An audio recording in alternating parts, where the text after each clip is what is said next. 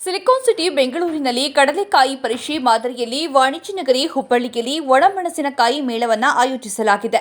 ಈ ನಿಟ್ಟಿನಲ್ಲಿ ಮೆಣಸಿನಕಾಯಿ ಬೆಳೆಗಾರರಿಗೆ ನೇರ ಮಾರುಕಟ್ಟೆ ವೇದಿಕೆ ಕಲ್ಪಿಸುವ ಉದ್ದೇಶದಿಂದ ಹಮ್ಮಿಕೊಂಡಿರುವ ಈ 3 ದಿನಗಳ ಒಣಮೆಣಸಿನಕಾಯಿ ಮೇಳವನ್ನು ಹುಬ್ಬಳ್ಳಿಯ 3000 ಮಠದ ಆಟದ ಮೈದಾನದಲ್ಲಿ ಕಾರ್ಮಿಕ ಸಚಿವರು ಹಾಗೂ ಧಾರವಾಡ ಜಿಲ್ಲಾ ಉಸ್ತುವಾರಿ ಸಚಿವ ಸಂತೋಷ್ ಲಾಡ್ ಅವರು ಔಪಚಾರಿಕವಾಗಿ ಉದ್ಘಾಟಿಸಿದರು. 3 ದಿನಗಳ ಕಾರ್ಯಕ್ರಮವನ್ನು ಉದ್ಘಾಟಿಸಿದ ನಂತರ ಸಚಿವರು ಮೆಣಸಿನಕಾಯಿ ರೈತರು ಮತ್ತು ತೋಟಗಾರಿಕೆ ಕೋರ್ಸ್ಗಳನ್ನು ಅನುಸರಿಸ್ತಾ ಇರುವ ವಿದ್ಯಾರ್ಥಿಗಳೊಂದಿಗೆ ಸಂವಾದ ನಡೆಸಿದರು ಮತ್ತು ಸಾಂಬಾರು ಕೃಷಿಯ ಇತ್ತೀಚಿನ ಪ್ರವೃತ್ತಿಗಳ ಬಗ್ಗೆ ಅಧಿಕಾರಿಗಳಿಂದ ಮಾಹಿತಿ ಪಡೆದರು.